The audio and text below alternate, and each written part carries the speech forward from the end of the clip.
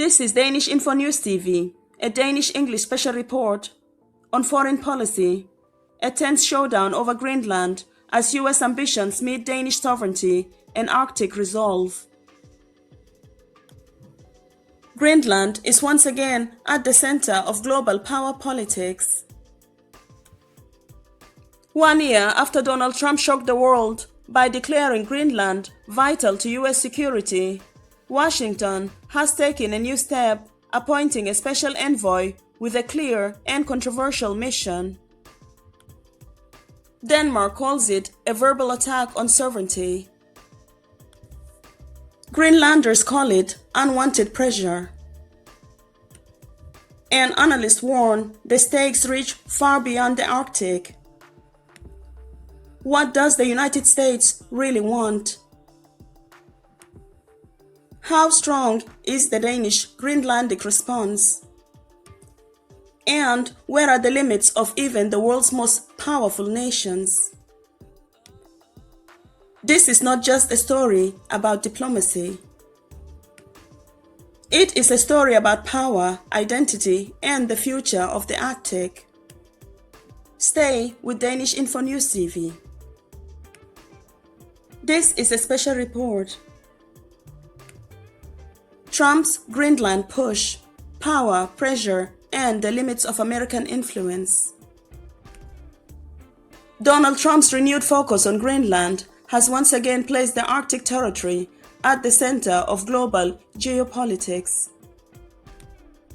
1 year after he shocked the world by declaring that US ownership and control of Greenland was a national security necessity, the issue has resurfaced, this time through the appointment of Louisiana Governor Jeff Landry as the United States Special Envoy to Greenland.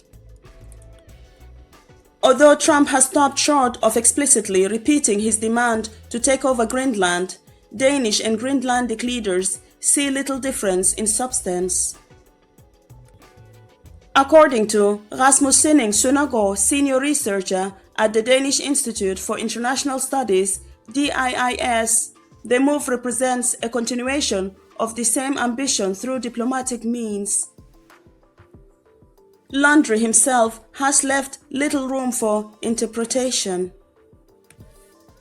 In a public message thanking Trump for the appointment, he described his role as working to make Greenland part of the United States.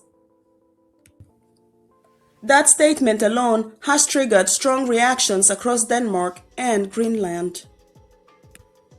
Loyalty over expertise. Jeff Landry is not known for Arctic expertise. Instead, analysts emphasize loyalty as the decisive factor behind his appointment. Søndergaard notes that Trump has consistently chosen envoys who are politically aligned and personally loyal rather than technically qualified. In other conflict zones, Trump's special envoys have engaged in mediation or negotiations, but Greenland presents a different case. There is no open conflict, and Landry will continue serving as governor of Louisiana. As a result, his role is expected to resemble that of an unofficial ambassador, managing relations with Greenland's government while advancing US interests. A shift in US foreign policy. The appointment follows the release of a new US national security strategy, the first formal outline of Trump's foreign policy in his second term. The strategy signals a sharp focus on what Washington calls the Western Hemisphere, stretching from Latin America to the Arctic. According to Søndergaard, Trump is once again seeking to abandon the idea of the United States as a global guarantor of a rule-based international order. Instead, he is prioritizing regional dominance and a willingness to apply pressure, including military pressure, when US interests are challenged. Recent rhetoric towards Venezuela underscores this approach. Greenland occupies a central place in that vision. Despite already enjoying extensive military access and broad economic privileges on the island, Trump appears determined to gain more. Security, resources, and legacy. Officially, Trump has justified his interest in Greenland on security grounds. But analysts argue that personal ambition plays an equally important role. Sunago believes Trump wants to be remembered as the president who extended U.S. territory, an achievement that would secure him his place in the history books. The desire fits a broader pattern: Trump's lifelong habit of branding buildings, institutions, and now even parts of the White House with his name. Yet this ambition has limited domestic support. There is a little appetite among American voters, or even Republicans, for using military force to control Greenland. Denmark and Greenland received strong international backing after US President Donald Trump appointed a special envoy to Greenland. EU Commission President Ursula von der Leyen stated that the EU stands in full solidarity with Denmark and the Greenlandic people, emphasizing support for their sovereignty. Internationally, such a move would provoke outrage, especially in Europe, and could seriously damage or even fracture NATO. European Council President Antonio Costa echoed this message, stressing that territorial integrity and sovereignty are fundamental principles of international law. Norway has also expressed full support for Denmark and Greenland. Norwegian Foreign Minister Espen Barth Eide said Trump's move signals that the US president is serious about his ambition to make Greenland part of the United States. Greenlandic resistance and Danish responsibility. In Greenland, public reaction has been overwhelmingly skeptical. While a majority of Greenlanders support eventual independence, very few want to become part of the United States. Residents in Nuuk described Trump's move as aggressive and unsettling. Some see them as deliberate attempts to apply psychological pressure during sensitive moments, including the Christmas season. Others argue that Trump has already lost the warm Greenlandic hearts. At the same time, dissatisfaction with Denmark is evident. Business leaders and citizens alike are calling for greater Danish engagement, higher living standards, and more investment in healthcare, infrastructure, culture, and youth opportunities. Oha Chemnitz, a member of Danish Parliament for Institute Ataqatigiit, warns that neglecting these concerns could make Greenland more vulnerable to external pressure. Strengthening Greenlandic society, she argues, is essential to ensuring resilience against foreign influence.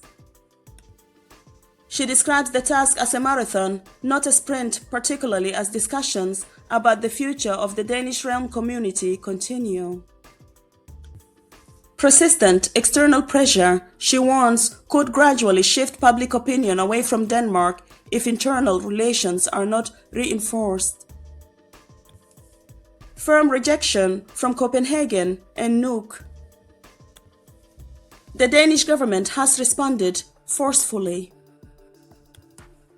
Foreign Minister Lars Løkke Rasmussen has described the appointment of a special envoy as a verbal attack on the sovereignty of the Kingdom of Denmark and an unacceptable escalation.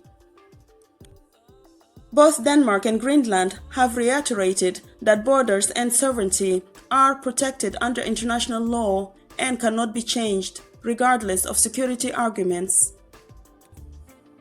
In a joint statement, Danish Prime Minister Mette Frederiksen and Greenlandic Premier Jens Frederik Nielsen stressed that Greenland belongs to the Greenlanders alone.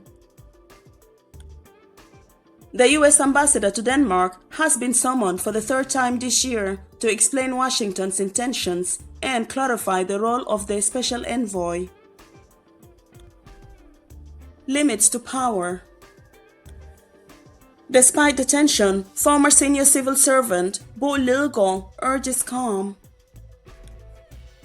While acknowledging increased American diplomatic and economic pressure, he believes there are clear limits to how far even the world's most powerful nation can go.